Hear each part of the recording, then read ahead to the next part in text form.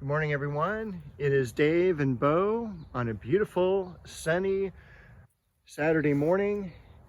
It is March the 4th, 2023, and it is not raining. And when I first came out, it was cloudy, and now it is full on sunny. So not used to this weather, but the plants are definitely loving it. You can see how all the roses are leafing out just really beautifully.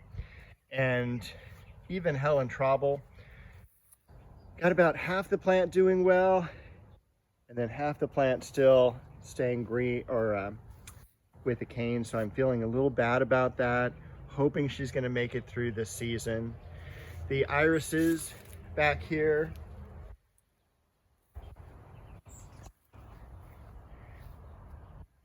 and I also was very excited because first bloom coming out on the apricot. So I thought this was really wonderful. And you can definitely see the buds beginning to swell. So I'm sure those will be open next week. A few irises coming into bloom. The cherry tree still dormant. It was nice to get out and actually work in the yard this week. Take a look at those hollyhocks. And I've also been really pleased, I have to admit it, with these antique shades of viola. They've just stayed compact, close to the ground, and an absolute ton of blooms off of them.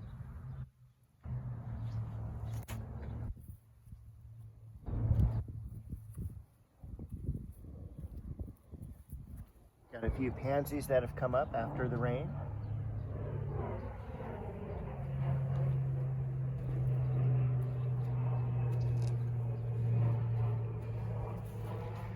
And this is a compact sweet pea shrub. It's only supposed to get about the size of a basketball, so a little bit larger than this.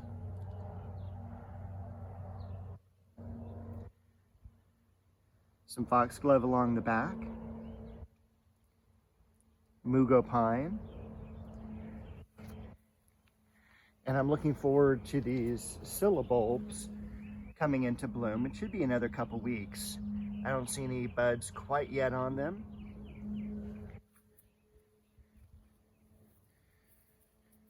This is the area I'll be working on today. I do need to go back and prune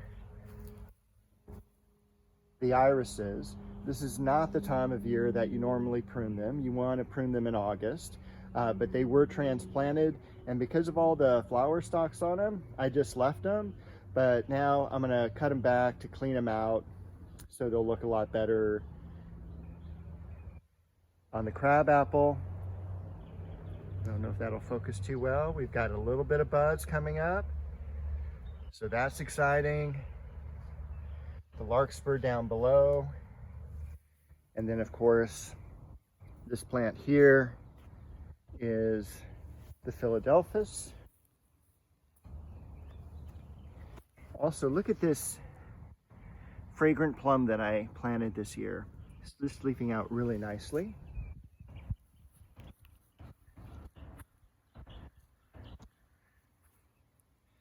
The apple tree up above.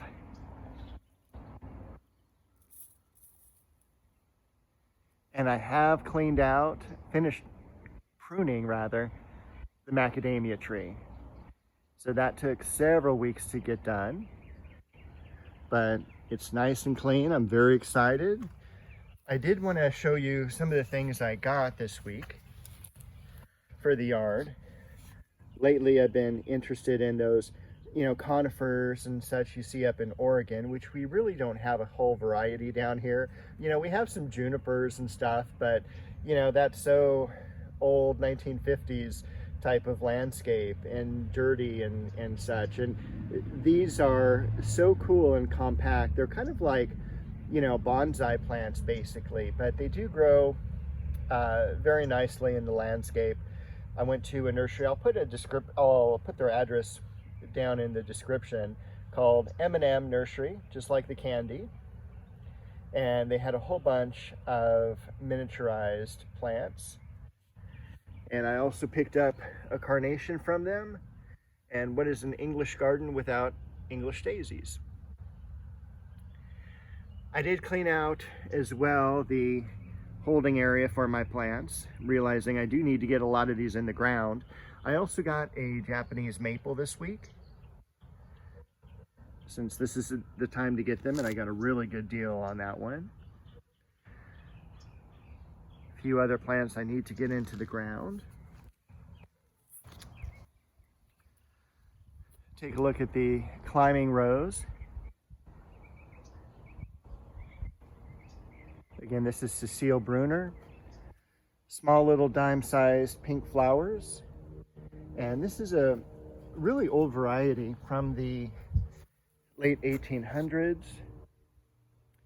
The rose came out in 1881, the climber in 1884. You can see the first bloom on the peach tree. And this is a genetic dwarf. And we've also got a genetic dwarf nectarine.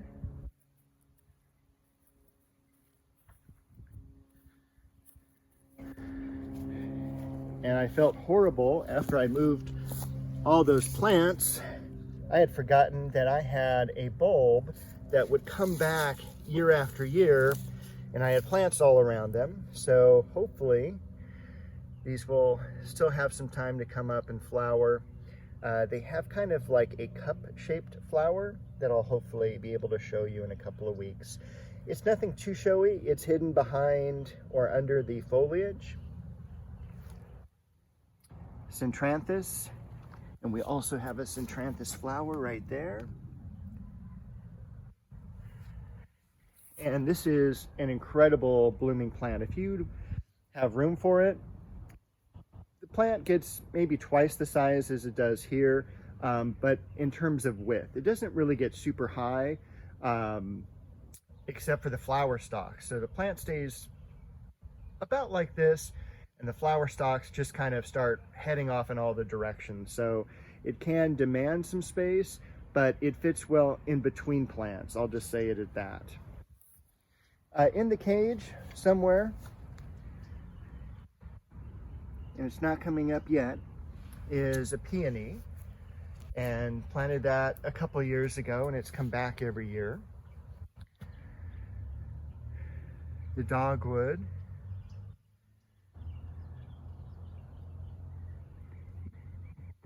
Not doing a whole bunch yet, a little bit of sprouting.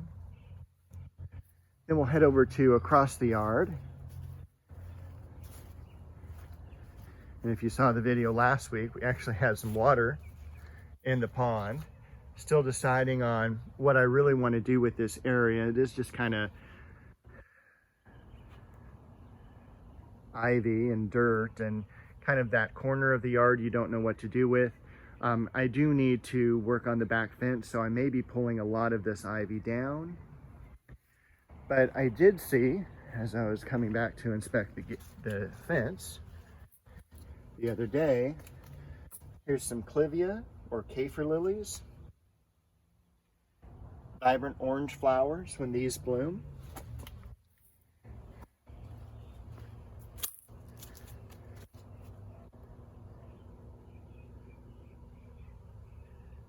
Pomegranate doing nicely.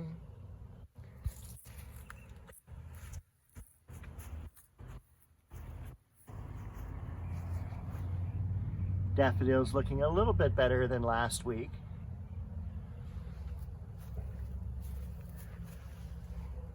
The violas and the osteo, the heliotrope.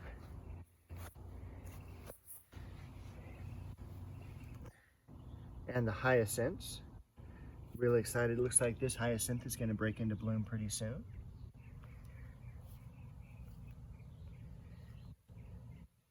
Narcissus. And this is a variegated Alstroemeria. This tree rose is called Gemini. Just like the astrological symbol. Some Bronze Beauty Ajuga, or not Bronze Beauty, Burgundy Glow.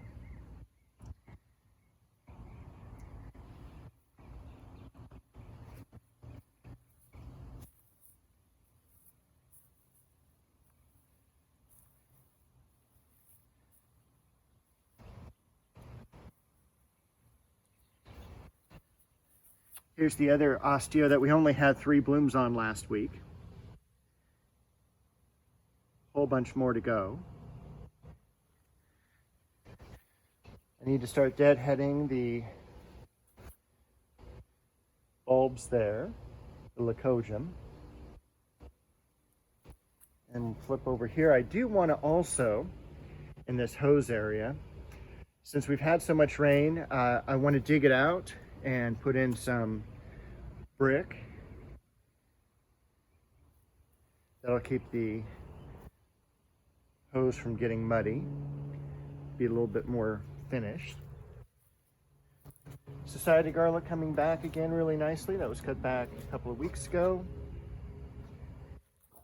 The dianthus. And we've just about had it on that daffodil, but it stayed in bloom for so long. The pink breath of heaven.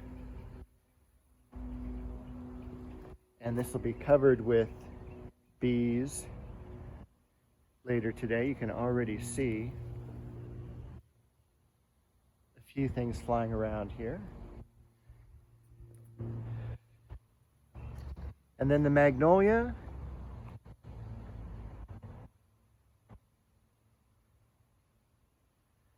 Still got some blooms on it, but as you can see, the rain has really taken a toll on them. There was some hail also, and that really damages the plants, but luckily it escaped from damaging the new growth. So I think that is everything I wanted to show you this week. This tree is called a sweet shade, or Hymnosporum, and this will be in bloom next. So I will see you all next Saturday.